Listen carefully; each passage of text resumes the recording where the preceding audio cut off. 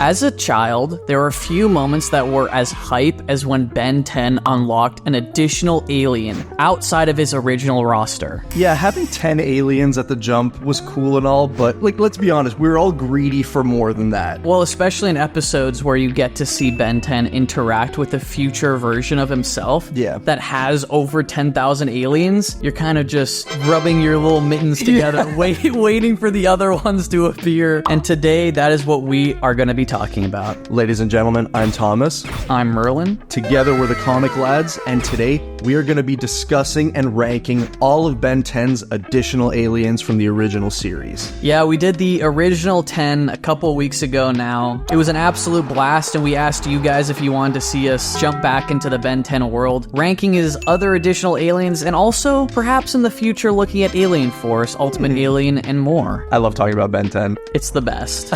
There are 9 aliens that we're going to be talking about today, but before we jump into our own thoughts, we want to hear from you. What is your favorite additional alien in the Ben 10 original series? And be sure to like the video, really helps us out. Subscribe if you haven't already. Become one with the Omnitrix lads. So, like we said, there are 9 aliens that he gets throughout the original series, in addition to his OG roster. And the first 3, it kind of sucks to say, I don't think anyone's really that big of a fan of them. Yeah, listen, let's just preface this by saying this is our list. Getting into it, Blitzwolfer sucks. Blitzwolfer has a really great origin episode where Ben 10 slowly transforms and kind of like metamorphosizes into this wolf version alien. Yeah. But outside of that, he only has a couple appearances in the original series. We know that he appears a lot in the Omniverse show, and he kind of is like... He's kind of weak. He's a weak sauce. He is weak sauce. Like, he has that, like, Demogorgon mouth that opens and shoots, like, a sonic beam, but what else? Yeah, a bit of agility, a bit of strength boosting here and there, but overall kind of a boring alien, which is annoying to say because I actually quite like the design of him. I don't like the idea of just copping out and making aliens that look like Universal movie monsters. Yeah, and keeping on that same track, we got Frankenstrike. I feel the same way, dude. Like, why is there a Frankenstein alien? I gotta say, he's ugly as hell. I think he looks cool. I think we don't get that many aliens. Like, listen, we have 19 total in the original series, but, like, that's still a finite number. You gotta put your all into the ideas behind these designs, and to make it just a Frankenstein ripoff, I think is super weak. Does it not break your immersion that 3 movie monster aliens show up? Like, where's the Dracula alien? Don't give them ideas. I know. Outside of that, though, his powers are kind of pretty interesting. A lot of his powers based on electricity and magnetism. Yeah. But moving on, we are going to round out the trio of monster movie aliens. We're talking about Snare-Oh. Listen, Snare-Oh's easily the coolest of these 3. Like, by far, I'm gonna say. He did actually switch around in our ranking a little bit, but we decided to place him here. He is very versatile in his powers and abilities. He has kind of a Mr. Fantastic thing going on where he can extend his appendages. Appendages? He can wrap them around and subdue his foes, and he's also kind of like extremely hard to pin down and hit survivability wise. Yeah. He's really far up the list, but he's kind of weak. Thank God we, like, renamed him Snare-Oh and stopped calling him Ben Mummy. Ben Mommy. Alright guys, the next one. This hurts. We are talking about Ditto. A lot of Ben 10's aliens don't just have one power. Yeah. They'll put fun spins on it, like, for example, even taking someone like Forearms. He's extremely durable and has an amazing strength boost, but he also has 4 arms.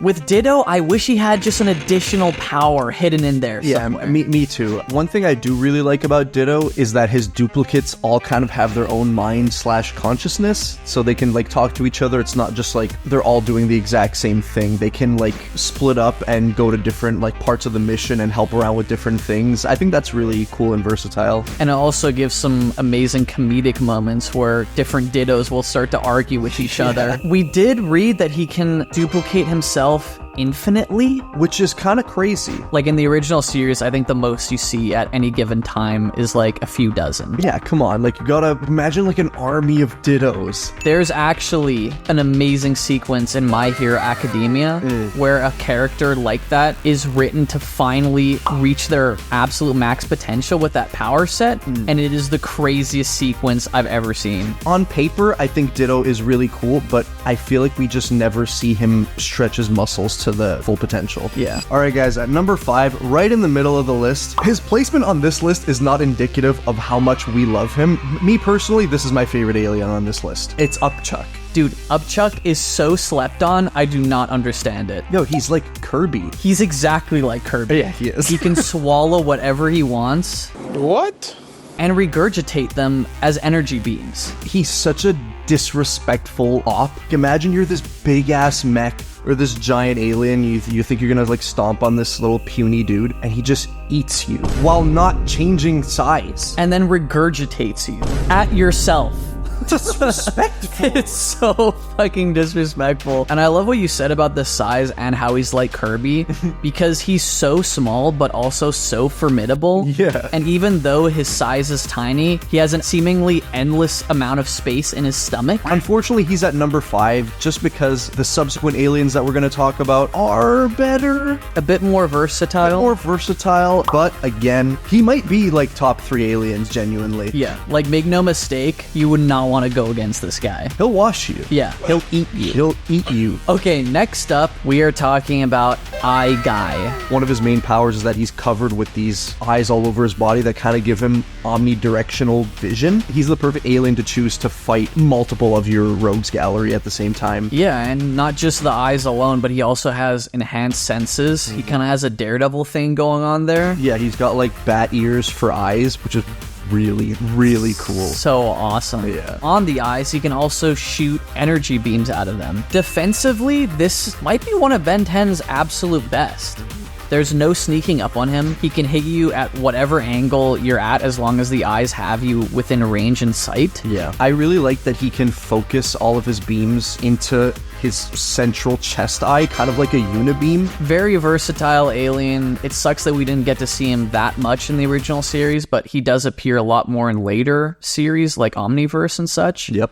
But one of the greats. Agreed. Next up, guys, we've reached the top 3. It was really tough to rank these, honestly. On paper, you'd think this guy would be right at the top. For reasons we'll discuss, he's at number 3, and we're talking about Way Big. When he first unlocks Way Big and beats the fucking shit out of Vilgax, Awesome. I was on the edge of my seat. 100%. This is arguably Ben 10's most powerful alien. Actually, I don't even think it's an argument. I don't think it's an argument, but I think while simultaneously being the most powerful, he's also one of the biggest liabilities. Well, power doesn't equal versatility. Yeah. And we're taking all aspects into account when making this list. And Way Big, like his namesake, is way fucking big. So you can't use him in every which situation you want to. Having Way Big in a popular area, like, I'm more scared for myself than I am for his enemy. Yeah, like Ben 10 can never use this alien on Earth. Yeah, like, why am I looking at a screenshot where he's Way Big in a city? Entire blocks are getting decimated at this point. Yeah. He can pretty much only really use the full potential of this alien when he's in outer space on another planet. Yeah, 100%. Next up, at number 2, an absolute fan favorite for a reason. He is both powerful, versatile, and just looks plainly badass. We are talking about Wildvine. It's one of those power sets that forces you to think when you're writing scenes for him or designing scenes for him. Fire's easy to do, strength is easy to do, but making plants cool is kind of like a Herculean effort, I think. It's very rare for it to work out. Yes. Like, he has control over plant life. He has little pods on his back that he can throw and explode at his enemies. But on top of that, he can regenerate limbs. He can swing around the battlefield like fucking Mr. Fantastic. I like that he can also very easily go into the ground and kind of like traverse underground super quick too. Yeah, one of the greats. Agreed. We've reached the number 1, guys. And, you know, before we even started ranking the other aliens, we were like, yeah, he's just number 1. And it's Cannonbolt. I believe Cannonbolt was the alien that introduced us the idea that Ben 10 can get additional aliens. Yes. And seeing that as a kid, it was like that scene in Doctor Strange where the Ancient One like touches Strange Strange's forehead and the whole universe explodes. Like, the possibilities became endless, and Cannonbolt started it all. He's just the coolest one. I was rewatching Alien Force the other day, and there's a Cannonbolt line that just sums it up perfectly, where he transforms into him for the first time in years, and he just goes, "What can I say? I'm feeling nostalgic." I was feeling nostalgic. That kind of just fucked me up. But he is awesome. He is a fan favorite for a reason. Offensively and defensively, he's an absolute unit on the battlefield. He's washing you. You're getting run over back and forth. Getting kneaded like a fucking pizza.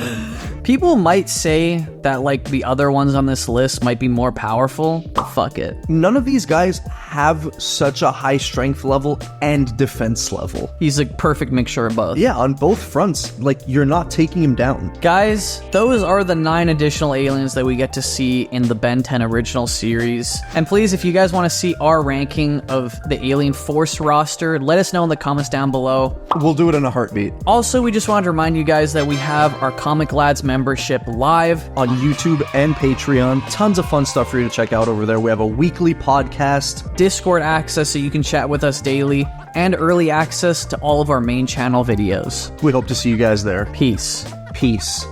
Peace.